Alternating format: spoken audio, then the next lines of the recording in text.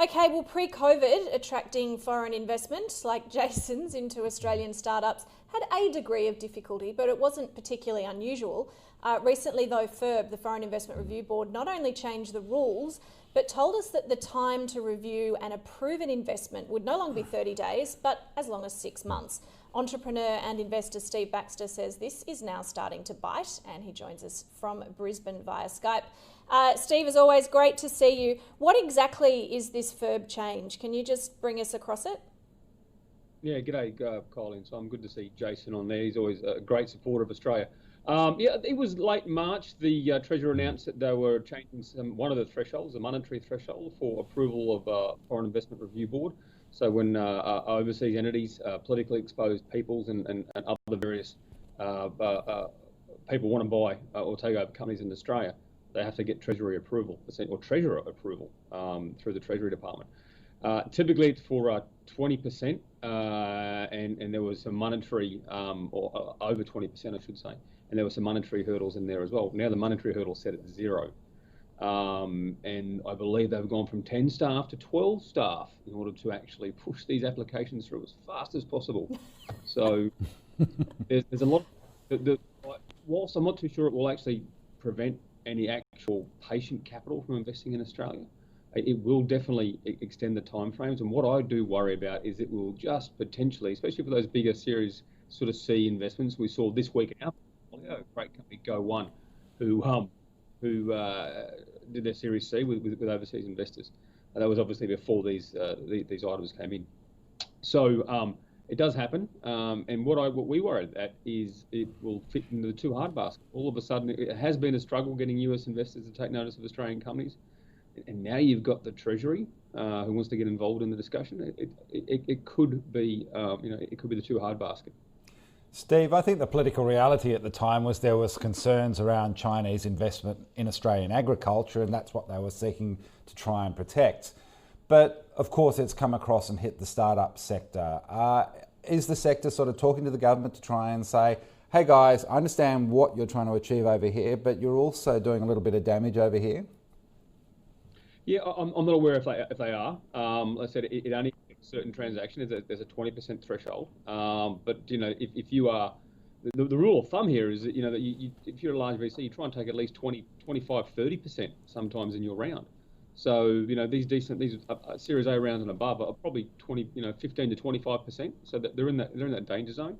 I'm not aware if anyone's actually spoken to Treasury. I've tried it with things in the past, and I've got better ways to inflict pain on myself, to be quite blunt, and a lot more fun. I think it's one of these unintended consequences. I understand the policy, the outcomes they were trying to get with that policy change. However, there's always unintended consequences. This is one. I'd hate to see it, get in the way of companies raising capital, because if you can get the capital now to take advantage, a lot of companies are in a positive position for COVID, and we don't like talking about that out loud, but it's true. Some companies are doing very well. You'd hate to get in the way of that, which would be a real shame. Yeah, I don't picture Steve Baxter sitting quietly in a reception room in Canberra waiting for some bureaucrats to come and discuss these. I think it's Steve storming through the doors is the bit I want to see. Steve, I suppose I've done it before. I've lobbied the government over many years, which is why I'd never want to do it ever again. Steve, you mentioned Go1. We actually had those guys on yesterday. Great little business. You were one of the early investors. Yeah, my word. Andy, Vu, and the Chris's, the team there. They're amazing founders. I think it was about 2014 or 15. We heard about them. Honestly thought, well, that can't be true. We went and found them and had a chat to them and stayed close until they needed some money, which is what we do. I mean, we're an early stage investment business. We find good young teams who are just attacking these meaty, beautiful problems in ways that should see them succeed. And Go1's a great example of that. So what I want to know, Steve, is what did you see in that business? Yesterday, as we heard, they got 61 million Australian, 40 million US from a range of investors, including in the US. What was it about that company that appealed to you early on? It was the founders. So that what they're doing now is not what they're doing when we started. They're in the learning space. They had an LMS called Arduino. It was okay software, to be honest. When you look at the founders, I'm pretty sure there's 2 Rhodes Scholars, there's a GP, And Chris Ireland, he's a lawyer in his spare time, helped write the Pistorius decision and goes and talks to the UN General Assembly.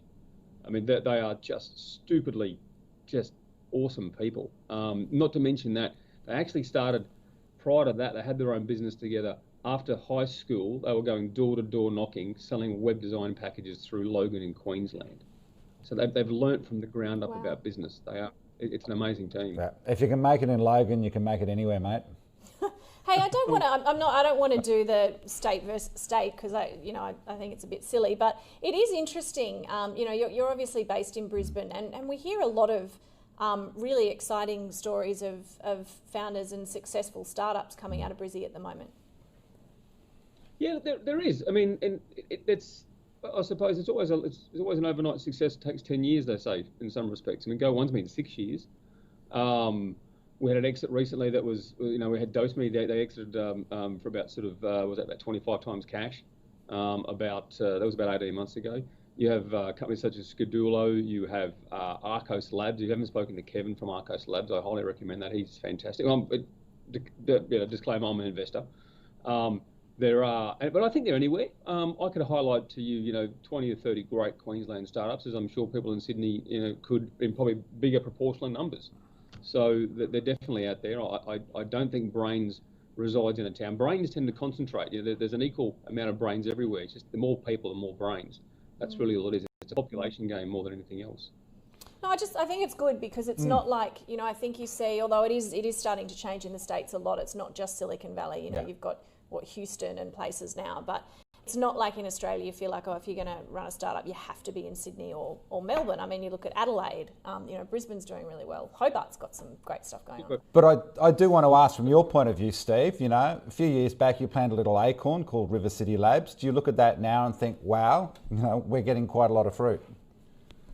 Yeah, we are. I think I've had people say that. I mean, that's up for others to decide too. I'm not going to analyse that, given my involvement in it. I think that'd probably sound quite self-serving. Unfortunately, if you look at River City Labs now, like every co-working space in Australia, it's pretty empty. But that's more of a sign of COVID than anything else. I am very proud of how far things have come, and it's not. I was the person making the noise and spending my kids' inheritance to do it. It's the people out there who've actually gone and risked. They've started a business, they're entrepreneurs, they're founders, they've risked. They're the people who need the pats on the back because they're the ones who've taken the real risk. For me, it was more philanthropy than anything else. Yeah. All right, Steve Baxter, as always, good to chat. Talk to you again soon. Great.